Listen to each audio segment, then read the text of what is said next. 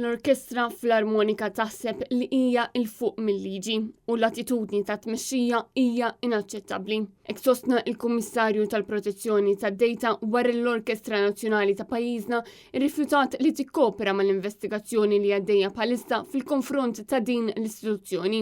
Ġimgħa ilu skont it-Times, il-Kummissarju kien talab lill-Orkestra Filarmonika ta' Malta biex tagħti kopji tal-kuntratt li hemm bejna u bejn fondazzjoni Russa li ilha snin tippompja il-miljuni ta' flus. Din l-investigazzjoni kienet bdiet wara li l-istess orkestra kienet irrifjutat talba li it-Times of Malta għamlet skont il-libertà tal-informazzjoni.